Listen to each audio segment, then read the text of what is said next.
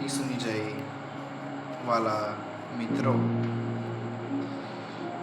યશાયાનો ગ્રંથ એનો 49મો અધ્યાય અને એની 15મી કડી કંઈક આ પ્રમાણે કહે છે.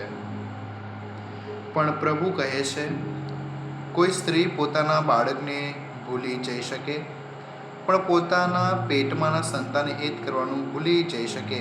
કદાચ માતા ભૂલી જાય, પણ હું તને નહીં ભૂલું. જો મેં તારા નામનું છૂંદડું મારી હથેળી ઉપર છૂંદાવ્યું છે, તારા કોટા કાંગરાને હું સતત સંભાળ્યા કરું છું. ખ્રિસ્ત ઈસુમાં મારા વાલાઓ, પ્રભુ આપણને બહુ જ પ્રેમ કરે છે અને પ્રભુ કહે છે કે તમારી માતા કે જેણે તમને જન્મ આપ્યો છે એ તમને ભૂલી જાય, એ તમને પ્રેમ કરવાનું ભૂલી જાય, પણ પ્રભુ કહે છે કે હું તમને નહીં ભૂલું. કદાચ આપણા જીવનમાં આપણે મુશ્કેલીમાં હોઈએ છીએ અને ત્યારે આપણને લાગે છે કે હું એકલો છું, પણ ત્યારે પ્રભુ આપણને કહે છે કે હું તારી સાથે છું, હું તને પ્રેમ કરું છું. અને પ્રભુનો પ્રેમ એના જેવો પ્રેમ બીજો કોઈ આપણે ના કરી શકે. કદાચ આપણી માતા પણ એ આવો પ્રેમ નહીં કરી શકે કે જેમ પ્રભુ આપણા પર પ્રેમ રાખે છે. ને પ્રભુ કહે છે કે તારા નામનું છૂંદડું મેં મારા હાથમાં છૂંદાવ્યું છે. કેટલો બધો પ્રેમ! આપણા દરેકના નામ પરમપિતાના હાથમાં છૂંદાયેલા છે, કેમ કે એ આપણને પ્રેમ કરે છે. જ્યારે પ્રભુને આપણને યાદ આવે છે ત્યારે પ્રભુ પોતાના હથેળી પર જે આપણા નામ છૂંદાવ્યા છે તે જોવે છે. આપણે પાપી છીએ, છતાંય એને આપણા નામ પોતાના હાથમાં છૂંદાવ્યા છે, કેમ કે એ આપણને પ્રેમ કરે છે. એના જેવો પ્રેમ આ દુનિયામાં બીજું કોઈ ના કરી શકે. કેમ કે ઈર્મિયાના ગ્રંથમાં 1 અધ્યાયમાં કહ્યું છે કે તારો જન્મ નહોતો થયો તે પહેલાંથી જ મેં તને પસંદ કર્યો છે અને બધાથી અલગ તાર્યો છે. હજુ આપણે પોતાના માતાના ગર્ભમાં પણ નહોતા એ પહેલાંથી પ્રભુએ આપણા માટે એક યોજના બનાવી છે અને એને આપણે પસંદ કર્યા છે એની પ્રજા થવા માટે, એને સંતાન થવા માટે. આપણો જન્મ પણ નહોતો થયો એ પહેલાં. આ પ્રભુની મહાન લીલા છે. આપણો પ્રભુ બધા કરતાં અલગ છે, આપણને બહુ જ પ્રેમ કરે છે અને એ પ્રેમના લીધે જ એ પોતે ક્રૂસ ઉપર મરી ગયો.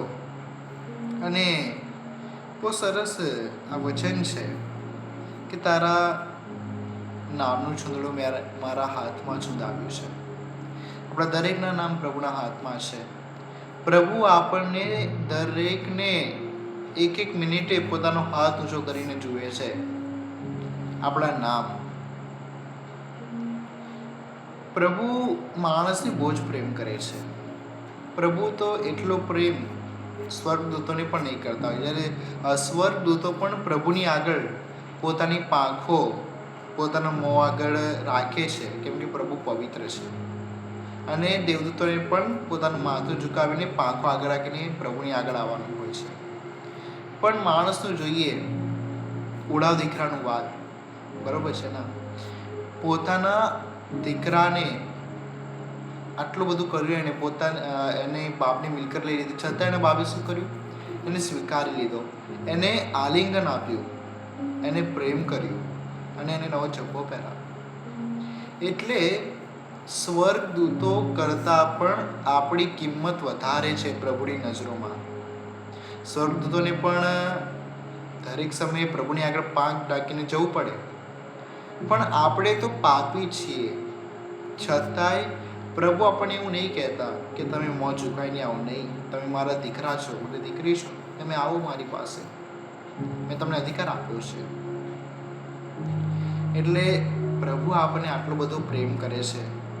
હવે આપણી પણ જવાબદારી છે કે આપણે પ્રભુને કેટલો પ્રેમ કરીએ છીએ.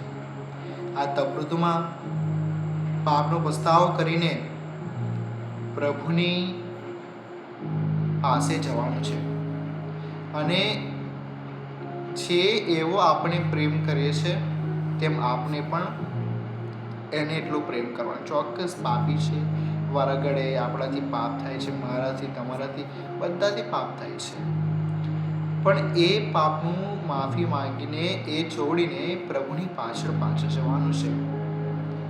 અને આપણે પાપી છે છતાંય પ્રભુએ આપણું નામ એના હાથમાં લખાવ્યું છે. જ્યારે તમને લાગે કે હું એકલો છું, કે હું એકલી છું, તો બસ એ યાદ કરજો કે મારા પિતાએ, મારા પપ્પાએ મારું નામ એમના હાથમાં છુદાવ્યું છે અને એ મને દરરોજ યાદ કરે છે, કે એક મિનિટ મને યાદ કરે છે. એટલે ખ્રિસ્તમાં મારા વાલા ભાઈ બહેનો, પ્રભુ ઈસુ આપણે બહુ જ પ્રેમ કરે છે, બહુ જ પ્રેમ. પાપી હોવા છતાં પણ એ આપણને છોડતો નથી, એ આપણને તરત છોડતો નથી. બસ એ આપણી રાહ જુએ છે ક્યારે આપણે એની પાસે જઈએ, ક્યારે આપણે એને સ્વીકારીએ. તો આજે પ્રભુ પાસે કૃપાની આશીષ માગીએ કે આપણે બધા પ્રભુની દૂર કરતા રહ્યા છે, તો પ્રભુની નજીક આવીએ અને એના પ્રેમનો અનુભવ કરીએ. અને જે આપણને એના પ્રેમનો અનુભવ થયો છે તે બીજા લોકો સુધી પહોંચાડીએ, કેમ કે પ્રભુ આપણે બહુ જ પ્રેમ કરે છે. આપણી મમ્મી પણ આપણને એ પ્રેમ નહીં કરતા હોય, કે આપણા કુટુંબીજનો, કે આપણા સગાવાલા, કે આપણા મિત્રો આપણે એટલો બધો પ્રેમ નહીં કરતા હોય જેટલો પ્રભુ ઈસુ આપણે બધાને પ્રેમ કરે છે. એ આપણે પ્રેમ કરે છે એટલા માટે આપણે અહીં જીવ્યા, મતલબ અત્યાર સુધી આપણે જીવતા છીએ. જે આપણે પ્રેમ નહીં કરતો તો 1 મિનિટમાં જે આપણો શ્વાસ બંધ કરી શકે, પણ નહીં. પાપી છે આપણે છતાં એણે આપણો શ્વાસ ચાલુ રાખ્યા છે. એનું કારણ શું? એ આપણને પ્રેમ કરે છે, એ આપણને ચાહે છે. એટલે પ્રભુ ઈસુમાં મારા વાલાઓ, આજે પ્રભુ તમને મને કહી રહ્યા છે કે કદાચ માતા ભૂલી જાય પણ હું તને કદી નહીં ભૂલું. પ્રભુ ઈસુ આપણને કદી પણ નહીં ભૂલે. આપણા પપ્પા છે પ્રભુ ઈસુ, આપણા પિતા છે, આપણે દીકરા છે, દીકરીએ છે. એટલે તો આપણે જ્યાં જઈએ ત્યાં પ્રભુ આપણી સાથે છે. ગમે તેવી પરિસ્થિતિમાં પણ પ્રભુ આપણી સાથે છે. એકવાર એક ભાઈના જીવનમાં તો જ્યારે એનો સારો સમય ચાલતો હતો, તો એના જીવનમાં 4 પગલાં હતા, 2 એના અને 2 પ્રભુના. અને એકવાર તો એના જીવનમાં દુઃખની પરિસ્થિતિ આવે છે અને એના જીવનમાં ફક્ત 2 જ પગલાં દેખાય છે. અને પ્રભુને પ્રશ્ન કરે છે કે પ્રભુ, આ 2 જ પગલાં તમે મને છોડી દીધો, તમે મને તર છોડ્યો. ત્યારે પ્રભુ કહે છે કે જ્યારે તું દુઃખના સમયમાં હતો, તકલીફમાં હતો, ત્યારે હું તને ઉચકીને ચાલતો હતો. આ જો તે 2 પગલાં જુએ છે ને, એ તારા પગલાં નથી પણ મારા પગલાં છે. હું તો તને ઉચકીને ચાલતો હતો. એટલે પ્રભુ આપણી સાથે છે. દરેક ગમે તે પરિસ્થિતિમાં પ્રભુ આપણી સાથે છે, પાસે છે. એ આપણી સંભાળ રાખે છે.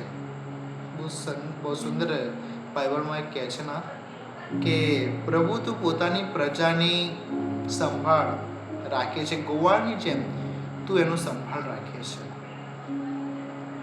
અને એનું સંભાળ રાખવાનું એક જ કારણ છે, એ આપણને પ્રેમ કરે છે. બસ પ્રભુ આપણે બહુ જ પ્રેમ કરે છે.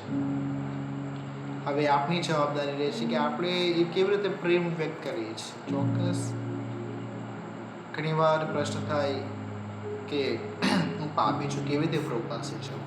પણ ના, પ્રભુ આપણને સ્વીકારવા તૈયાર છે. બસ એની પાસે જાઓ, પાપની માફી માંગો અને પાપ છોડીને એની પાછળ ચાલો. તો ખાસ પ્રભુ પાસે કૃપા અને આશીર્વાદ માંગીએ કે આપણે પ્રભુની પાછળ ચાલીએ અને પ્રભુ આપણે પ્રેમ કરે છે. આમેન.